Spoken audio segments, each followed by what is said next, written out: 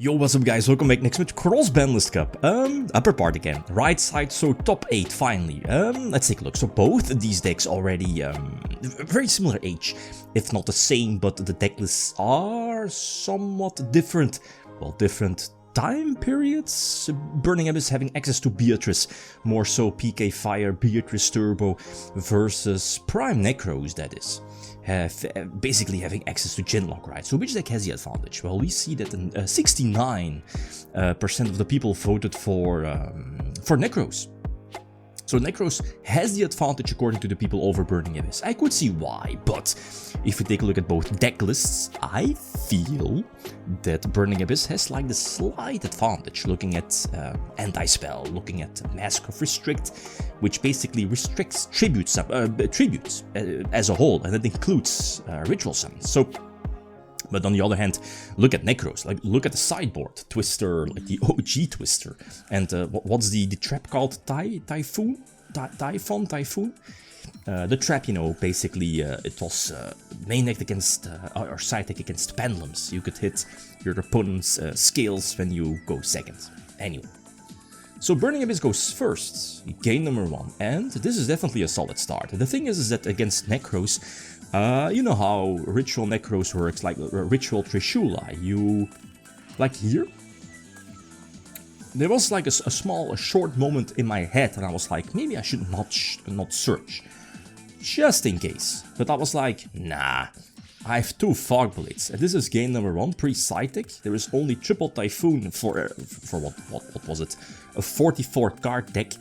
What are the chances? And of course double Typhoon. So I now am getting punished for this, as in, and that was I was saying, is as you know, like the Ritual Trishula needs to banish at least 1 card in hand, field and grave.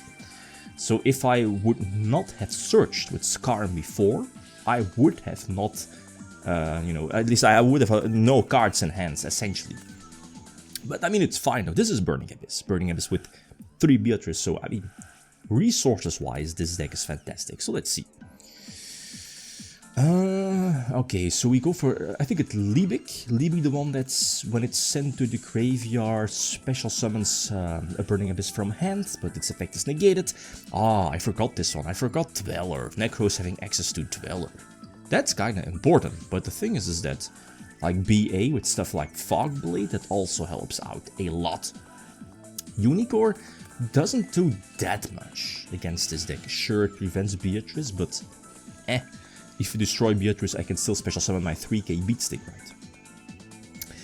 Okay, so go a bit more aggro. Both Beatrice are, both their effects are negated essentially because of Unicorn, but their Dweller is also negated. So now, the thing is, what are they? Yeah, they're sacrificing their Unicorn to kind of, and I think the Beatrice is indeed the biggest problem here for Nekroz.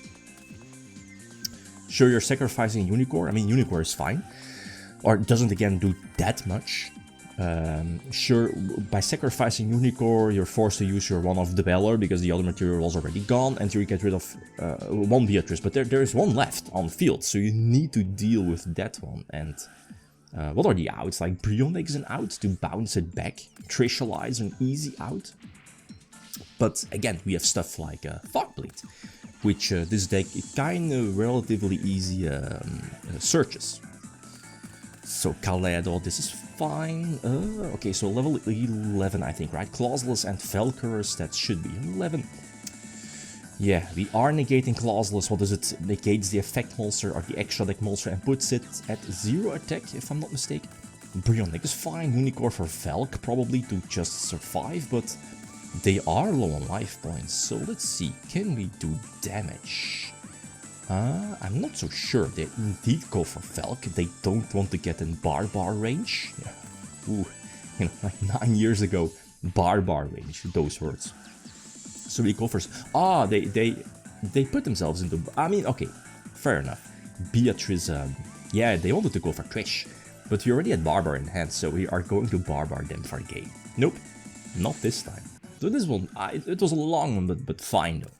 Okay, going second. That's an iffy start, I guess. I mean, okay, if you don't open with Manju, Senju, I guess you could go for like the Valk play, pop 2, draw 2, potentially digging into those spell and trap destruction cards like Twister, Typhoon, and stuff like that. But we have to keep Failure, I think. I think this was the correct play. Keep Failure for the potential, like Lavalva Chain again, prevents the Djinn lock essentially. Because this deck doesn't really have that many outs for Djinn lock. Okay, so this hand is stacked. That's really a really nice hand. Again, we're okay. Huh. Ah, yeah, the Unicorn was a problem. So attack first, and I guess Lavalva Chain is not that bad. Like leaving a monster on their board in case of Nekroz is not that bad, because again it prevents their searches, prevents them banishing their spells from the graveyard. So yeah, indeed they go for a Suicide Crash. We do go for Mask of Restrict. So Mask of Restrict is a fantastic floodgate against rituals. The problem is that there is an out for Mask of Restrict, because Kaleido sends, it tributes and sends from the extra deck, so that's an out for Mask of Restrict. You know, if you can go for Trishula. Anyway, so here, Djinn lock is still in effect, if I'm not mistaken. Even though the monster is Fogbladed. So we are forced to go for Farfa, banish the Clauseless, and then, I think so, yeah, when the Clauseless returns, I think it works the same as when it's like Book of Moon. It forgets the Djinn effect, right? I think so. Can correct me if I'm wrong. I might be wrong. But I don't think so. Anyway. Okay, so going second, and I guess a very similar opening star, but this time we don't have the Failure, we don't have Maxi as well, so we are staring down Djinn, and this is a problem now. We do have outs, as in deck out. That's basically the case. So we reveal anti-spell. They don't have any spell and trap destruction, at least they don't reveal it. So they feel confident to play, yeah, I guess maybe keeping the spell and trap stuff for Mask of Restrict. That might make sense. Let's see.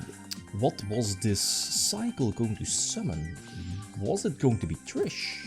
I don't know. Valk probably. Just basically an extra beat stick, but we revealed the second one. They did have Typhoon, but or Twister. But you know, anti-spell said no.